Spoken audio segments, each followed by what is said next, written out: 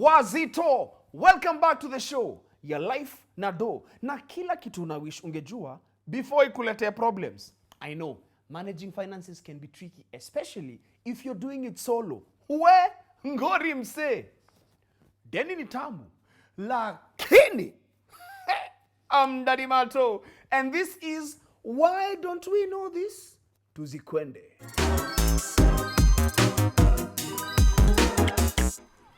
The year is 1802. John T na Brayo wamechill hapo hivyo the beaches of Nairobi Dam. Mlani ameland. I conquer these beaches in the name of Her Majesty the Queen. Hey, young lad, I want you to translate these words for me. What is your name? Brayo. O mwingine John T. All right, tell me, Brayo. The word borrow. Omba. Tell me, John T. The word pray. Omba.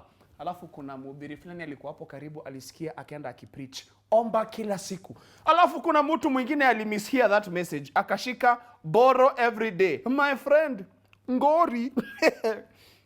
On this first episode of Why Don't We Know This, we are going to tackle the thing that is debt. Managing debt. Kwa sababu according to me, mimi naona ni kama the opposite of financial freedom is debt. Kwa sababu, how are you going to achieve financial freedom wakati kuna shimo iko mahali inahitaji kujazwa kila wakati? Achana upatie story yangu, story ya beste yangu. By the way, hapa ni stories za beste yangu nitakuwa nawapatia, si zangu personal. Okay, zangu personal ni kidogo, nitakuwa na declare, lakini hii ni ya beste yangu, sio yangu, mtu si mistake ni yangu. Haya, beste yangu. Ni mwezi wa Januari. Si mnajua kwa mwezi vile kanaendaga. Boys akona msupa. Msupa amependa na msupa amempenda. Boys amependa msupa. Msupa naye amependa ile love language ambayo inaitwa gift giving. Alafu hii mwezi ya Januari, as if the timing could not be horrible, ni birthday yake. Na boy child ametandikwa na Januari ingine proper. Lakini boy child ni nani? Boy child hezi ambia msupa wake ati gift giving yako yenye unapenda hautapata huu mwezi wa Januari. Kwa hivyo anajikakamua kimwanaume, anashika simu. Boys tumuite Brayo, alafu anapigia Jonte. Jonte, my guy, you guy. Hey, you guy, my guy. Si urushia mi ka 30 G's like this, me I sort this lale for this her birthday, and then I'm going to sort you like that. Alafu boys wake kwa, you guy, usiworry bana. Mi niko na wewe. Shika. Anapata 30 G's zake. 2 weeks later, Brayo na mtu wake wanaachana. Brayo anawachwa na vitu viwili. Shimo mfukoni ya deni na shimo rohoni ya mapenzi. Wacha sasa aingie binge borrowing. Unasikia binge watching, binge borrowing. Kwa nini? Sasa mbona awachwe bila mtu? Mbona awachwe sasa bila mtu na bila pesa? At the same time, wacha nikuwe bila mtu lakini niko na pesa. Akaomba. Hiyo 30,000 eventually ended up being 300,000. Sijui kama alimaliza kulipa hii deni hadi wa leo. Kwa sababu ni true story, ini kitu ili happen kwa hiyo beste yangu ambaye anaitwa Brayo. Huyo beste yangu huyo. Yeah. Now, many people have different reasons how and why they end up in debt. It could be reasons like my friend who let his heart take over his mind. Or it could be other reasons like biashara kitu imehappen, imechomeka, mambo haijaenda poa, imeacha shimo ya pesa. Mtu amegonjeka nyumbani, inabidi hospitali watu waende, kuna shimo hapo hivyo, inabidi imesotiwa. You end up in debt. Now, for you to get a debt or for you to borrow money, there's nothing wrong with that.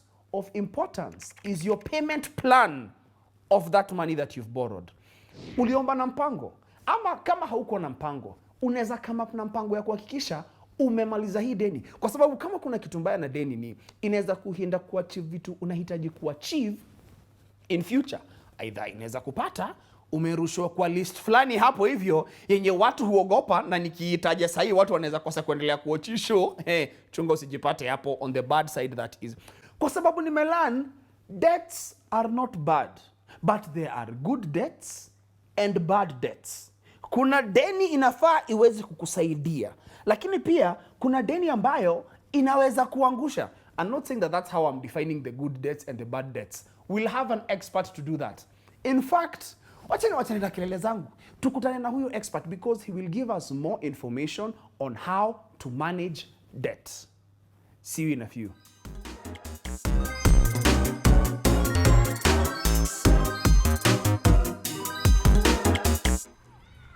Welcome back, and just like I promised, in this episode we have a guest, an expert ambaye atatuongelesha kuhusu managing debt. Sio zile kelele mimi nilikuwa nikipiga hapo mwanzo. Hapana, sasa tuko na pro mwenyewe. Karibu sana. Asante. So if you don't mind, please tell us your name and what you do so that when you want to watch wajue pia. Yes, my official names ni Barnabas Ochunyi Mungo. I handle customer issues. I'm the customer service manager, customer support manager at Digital Financial Services Division in KCB. Okay. So, swali ya kwanza, very first question. Hapa ndio nataka tuanze. Deni ni nzuri ama deni ni mbaya? Deni watamu. Deni ni tamu. Especially when you get the limit. And you borrow and you can be able to access the funds immediately. It's so sweet. Mbona kuna sound kama kuna kalakini mahali hapo? Kuna kalakini? Of course kuna disclaimer. Yes. And that disclaimer is when it comes to payments now. Deni ni mzuri lakini kulipa ndio matanga. So from the small conversation we had before tuanzie show, uliniambia deni ni categories mbili. They are good debts and they are bad debts. So how do you define a good debt and a bad debt? You know, deni mzuri nile inakuja haraka ama what is the difference in these good and bad debts? Let's have a good debt. A good debt is one that is planned for, where you can be able to get the funds that you requested and you put them into good use and you're able to repay back in due course. Okay. And there's also bad debt. Bad debt is one that you're borrowing that money, you don't even know what you're going to do with it. Mtu anaomba pesa na hajui anaenda kutumia kufanya nini? Yeah. Na hizi nikikutumia ka message nikwambie boss, uko na limit ya 3k. Kitu ya kwanza utaomba hiyo do. Utaona ni jokes. Confirm kama inaweza. By the way, so amenijaribu ama nini? Then you can be able to borrow. First of all, you didn't have a plan. You didn't have that money. And then secondly, you didn't have that plan on how you're going to utilize that funds.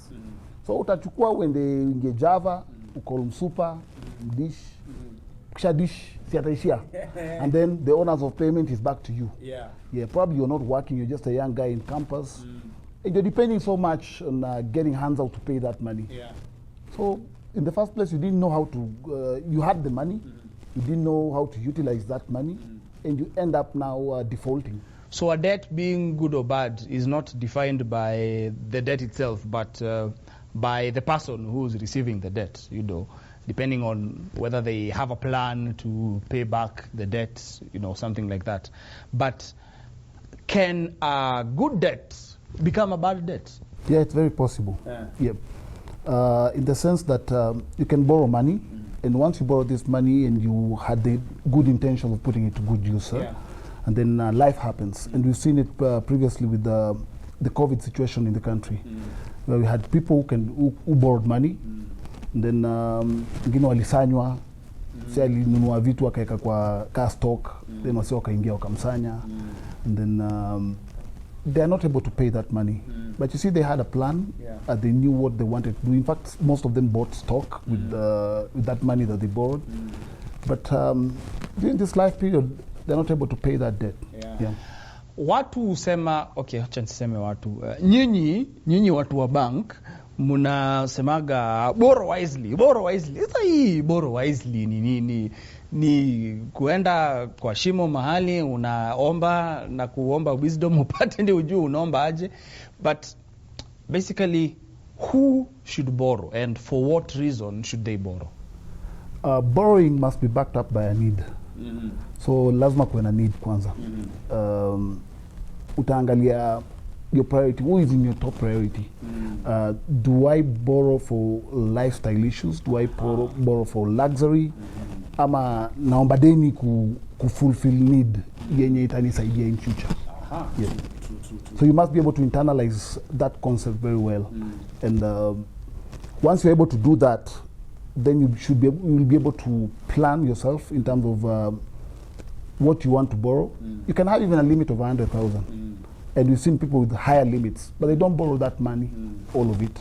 Utapata msee akona limit ya ngiriso anaomba 20k because their need at that particular moment is backed by that 20k, and they know that once I borrow this, I'm able to pay it easily. Yeah. Would you advise somebody who does not know how they are going to pay back money to borrow money? From where I sit, I know there are lenders who would advise you that. Because to them it's actually they want to get business. But from where I sit, I wouldn't advise you. Why? Because we want you to be a responsible borrower. And in as much as we want you to borrow money from us because it's available, we also want it to help you in terms of your growth, your personal growth. And remember, the money that you're borrowing is not money that we've stored somewhere. It's shareholders' money that we pick and give it to you so that you can be able to utilize it, and it helps you, and then once you pay back, we can be able to lend to somebody else. So process ya kuchukua loan kutoka kwa bank, the regular loans, process yake discourage watu wengi sana from kwenda kuchukua juu, sio rahisi sana. Mara lazima ujaze form, uende ulete hii, ulete guarantor, sijui ulete kitu ya kusimamia loan.